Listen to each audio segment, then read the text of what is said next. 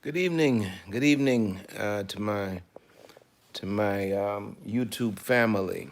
I'm uh, I'm not set up pretty very well tonight, but I just had something I needed to talk with you about that I think is going to help you to process some things. There are a lot of sisters, there are a lot of dear sisters who are caught up at a phase in life where a lot of their sisters who are caught up at a phase in life, and if you can share this, please do so because this is just a brief conversation, but I think it's going to have a lifelong impact. There are a lot of sisters who are caught up with age because society has taught you that by a certain number, by 30 years old, you're over the hill.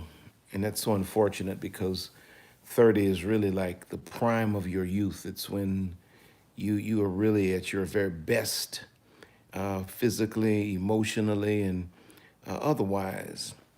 And so the world has just filled your head with lies, and there's some things that you have to know for yourself. I have them written down in my phone. I can't really access my notes because I'm on the phone. That was a brilliant idea.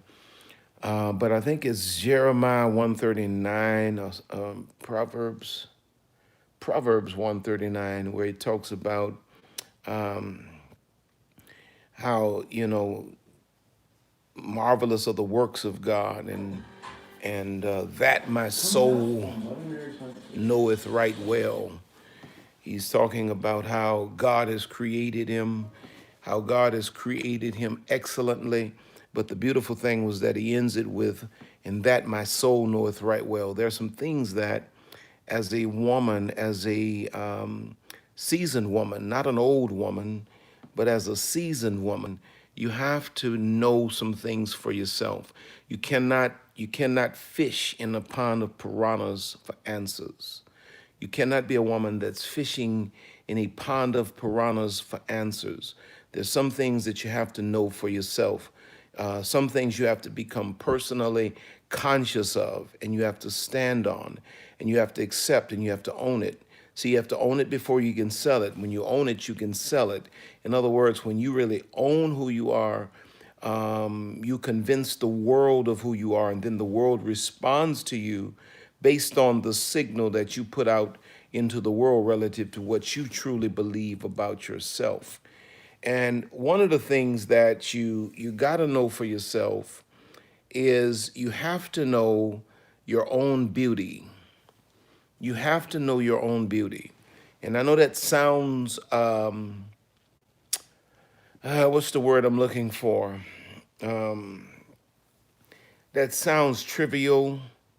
It sounds unimportant, but the reality is that many women are struggling in their minds and in their emotions because they have a broken concept of their own personal beauty. Because the world has fed the woman lies about how unattractive she is, how she's not beautiful. And so she embraces the world every day with this idea that I'm not beautiful. Now, this may seem pointless, vain, or whatever, but it's not, because the way a person sees him or herself determines greatly their own personal level of self esteem. And if we can get a person to really see him or herself for the beautiful person that she is, we can then alter a lot of the emotional, psychological, and societal damage that has been done to intentionally break the woman's self-view down. See, many of you have come out of environments, homes, where in churches and schools where you have been intentionally, your self-esteem has been intentionally assassinated, because in a perverted male dominated society, if a man can get you to believe that you're not attractive, that you don't measure up to the others, what he can subsequently do is manipulate you into sexual positions, because your self-esteem bank is so empty at that point. And when you don't feel like you are beautiful, there's this natural thing in you where you desire the attention of men to prove to you that you're attractive.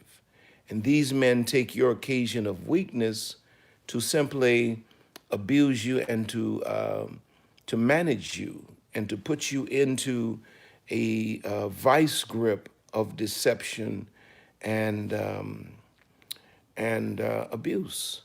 And so the first thing you got to come clear on is how beautiful you are.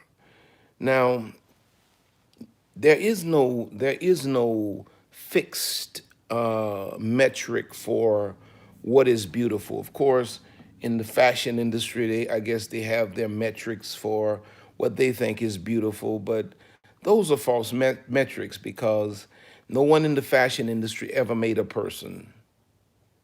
No one in the fashion industry ever fashioned a human being. Only God does that. Only God did that. God is the only one that makes human beings. Therefore, God's opinion about you is the only one matters as it pertains to if you are beautiful or not. And the last time I checked, God does not make any junk. And you have to sincerely create these mantras daily where you talk to yourself about yourself. And while you're talking to yourself about yourself, what you are doing is you are forcing the garbage that your ignorant father put in you when he called you ugly. You're forcing the trash that your first boyfriend put in you when he broke up with you and told you nobody else will ever love you, nobody because you don't look good, or you're forcing the stuff up out of you that the mean bullying girl did to you when you were in high school. You're forcing all of that trash up with your own words because life and death is in the power of the tongue. I hate that this is not a greatly produced video, but this message was just burning on my heart. And so you have to begin to speak to yourself about yourself. This is where you begin to take authority over your own consciousness. We're getting ready to have Queenology in Atlanta and in Las Vegas in April. And we're dealing with fighting for the restoration of the woman's queen consciousness. And one of those struggles is you get to a certain age and you don't believe that you're beautiful anymore. And it's sad because the reality is that when you really talk, or if you ever have an opportunity to talk to a real grown man will tell you that there's something distinctly attractive about a woman that's lived a little while and knows who she is and walks in it. There's something distinctly attractive about her. And if he's unmarried, he might say something like, there's something extremely sexy about her. But she doesn't know it herself. She doesn't know it herself.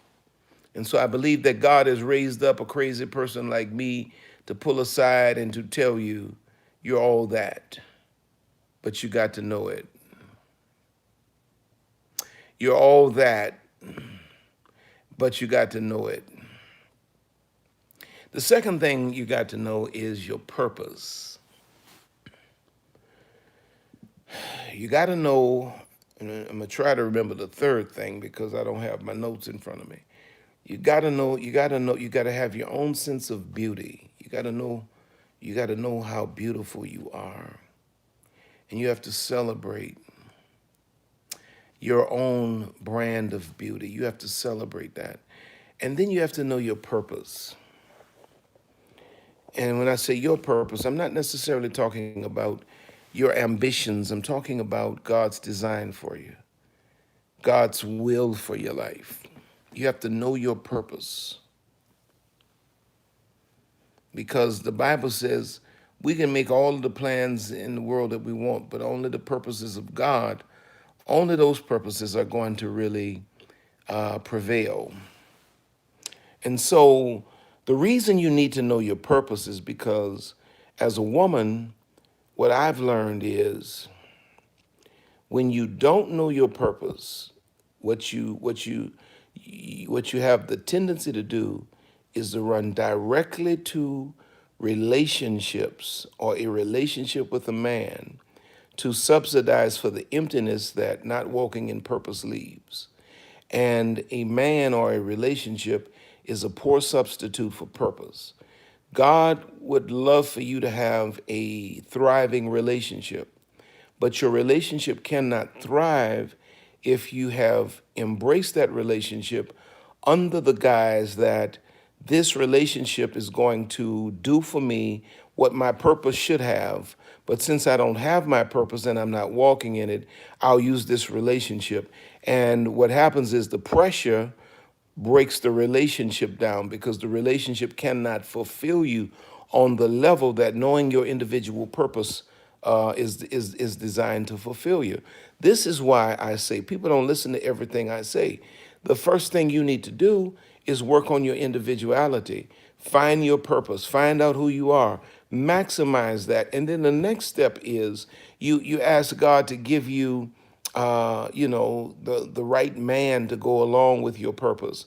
But if you don't know yourself, you're not qualified to embrace anybody else. If you're not walking in your purpose, if you don't know me, how can you be pulled into we? Because the only way we work is that you've maximized and mastered we, and you got something to bring from me to the table of we. So every woman has to know her purpose. That happens a few ways. You find out what you're productive at. Find out what stirs you. What is it that's in you that really ministers to people, that people, get the best of you when you do this? What is it that causes your bank account to grow? What is it that blesses people in ways that you can't even describe? What is it that you would do even if they didn't pay you for it? You just love doing it. When you start dealing with those kinds of questions, now you're getting in the vicinity of your purpose. It's my purpose. My purpose is to talk to people. My purpose is to empower people to see beyond their pain and to realize that they do have a bright future and that they can move on from a whole lot of mistakes with honor and dignity. That's a part of my purpose. That's why I do it. I'm sitting on here now. Nobody paid me to be on here. I'm sitting on here now and enjoying talking to y'all. I'm really tired, but I'm enjoying talking to you because it's my purpose. I'm not guessing about why I'm here. I know why I'm here. And that's where you got to get. You got to know this for yourself. You got to know your own sense of beauty. And you got to know your purpose. And there was a third thing that I listed, but I don't have the notes in front of me. Um,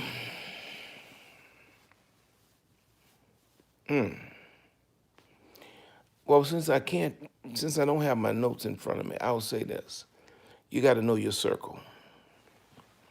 You got to know your circle, because if you don't know your circle,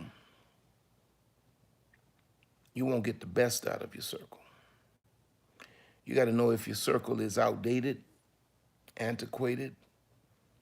You got to know your circle. You got to know if your circle is current, because you get to a season in life where you need people to make moves happen. You don't just need people to go out dancing with and drinking liquor with. You need people to make moves with. You need people that can make phone calls, not moves, but phone calls.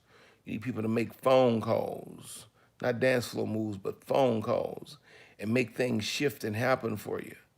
Because now you're in a season that everything is supposed to shift around you exponentially overnight. But it boils down to knowing your circle, because you've lived most of your life with a random circle. You just kind of let anybody hitchhike a ride on your life. But now you're at a place in life where you got to be wiser than that.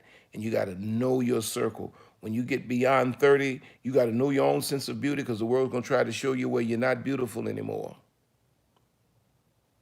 You got to know your purpose. You got to know why you're here, because if you don't, the world is going to give you its version of why you're here. It's going to leave you unfulfilled, broken, and broke. And then you got to know your circle. You got to know who you're running with, because when you get to a certain place, people expect you to not behave like child anymore, because now you're a woman. They expect you to behave like a grown woman and putting away childish things. So you can't keep running with a childish circle and maximize your life. Some of you You're not getting what you want out of life because your circle is too childish. Even the man that should be attracted to you can't be attracted to you because you're running with a lot of childish women. A woman has to know her circle. And so with that said, I'm gonna let y'all go. I can see that you all are tired of me talking. I just wanted to say I love you on this Saturday night. If you're anywhere around New Orleans or Houston, come and meet me tomorrow. I want to minister to you. I'm trying to remember the topic of my subject tomorrow. Um, it's talking about expanding your internal capacity. You will never go on the outside where you don't first go on the inside. You must be it to see it. So we're talking about expanding your internal capacity. And so New Orleans, 8 a.m. uptown, 9 a.m. east, and 11 a.m. in Houston, Texas, 4805 Shermire Road. I would love to hug your neck, get a chance to speak to you and take some pictures with you. Come and meet me tomorrow. Be my special guest in all of the services tomorrow. And just know that I love you. Know that I love you. God bless y'all now. I'll talk to you real soon. Don't forget to go to rcblakes.com and check out my new program, Transcending the Father Wound. Don't forget to do that. And as well, those of you in Las Vegas or on the West Coast, Queenology Las Vegas is open for registration. It's halfway filled already. It's not happening until April. We're going to be in Atlanta on next month, and we'll be in Las Vegas, and Atlanta's been sold out. We're still selling some tickets, just very few for the Saturday event. They made room for a few more seats, not the Friday event, but tickets for the Saturday event only. But there's just a few of those for Atlanta, and Las Vegas is selling out rapidly. So I love y'all. Thank you for all of your support. Now I'm going to sleep. I love y'all. I look forward to seeing some of you all tomorrow. I look forward to seeing some of you tomorrow. I keep seeing this Queenology stuff, not sure what it's all about. Queenology is a message. It's a book that I wrote. It's a conference that I have. And it, wish I had my iPad close by. It deals with the psychology of a queen. What we do in Queenology is we do the same thing with the modern woman that Queen Esther's cousin Mordecai did with her. He prepared her for royalty. And when he had gone as far as he could go, he released her into the hands. It is preparing this modern woman to know who she is. Queenology deals with bringing the woman back to her queen consciousness. It's where we bring the woman back to her queen consciousness, where the woman can say, "This is who I am," and the woman's consciousness can be purged from all of the lies and the social stigmas and the misrepresentation of the woman. She can be redeemed and rescued and purged from all of that to awaken to a place where she recognizes her crown and she recognizes her throne, and she has the strength and the wherewithal emotionally, spiritually, and physically to step to her own throne and walk in her power. It's our version of saying to the woman, this is who God says you are, and this is who you are, walk in it. It's about bringing a generation of women back to their consciousness, and it just happens to come from the voice of a man. And I tried to say, okay, well, let some other women teach it. But the Lord said to me, no, if men were the ones that destroyed the woman's self-esteem and misrepresented the woman and had the woman in a place where she's misdefining herself based on the lies and the abuse that men have afflicted, they need to see a man that will stand and teach the truth about who they really are. And when you look into the Bible, Eve was Adam's equal. She was not his slave. Though she's called his helpmeet, she was his equal. He needed help to maximize dominion. She was never considered his inferior. She was always his slave, always his equal, never his slave. After the fall, God says, okay, now as a punishment, I'm going to make Adam he's going to be the governor over society. But prior to that, in the original plan, they were co-equals in dominion. And this is where I'm trying to bring this generation of women's minds to. So when you hear things about my book, Queenology, or you hear events, Queenology, that's what you can expect. That's what you can expect. That's the kind of teaching that we're doing, transcending the father wound. The purpose of that is to repair. It's for men and women, but it's definitely to repair the damage that has been done in the heart, in the soul of a woman, because their fathers were never really present. And when the fathers are not present, they then what? Try to search for that affirmation in the arms of men who do what? Sexually abuse them, financially rape them, and leave them broken and bitter. And so there's this need for the healing of the father wound. It's just my assignment. God has given me an assignment to deal with women today like a father deals with his daughters. This is why my wife is heavily involved in it. It ain't no hooly spooly. My daughters are involved in it. It's because God has given me a sincere and genuine mandate to speak into the lives of this generation of women as a father would speak to his daughters, like a king would educate his princesses on how to be queens. So that's Queenology. I didn't mean to go off on a tangent. I hope I didn't give you too much information, but that's the answer. All right, my babies, I love you. I got to go now. I got to go. Don't forget to go and check out that that online program. It's not moving fast enough for me. It's not. I thought it would. I thought we would have 1,000 students in there by now. It ain't moving fast enough for me. So I need y'all to spread the word. Spread the word. The cost of the program is just $97. The cost of it is just $97. It's not like I know y'all hear programs, y'all thinking 1,000, 1,200. No, it's just $97. And I put my heart in it. I love y'all. Now let me go. I hope to see some of y'all tomorrow at church. God bless you.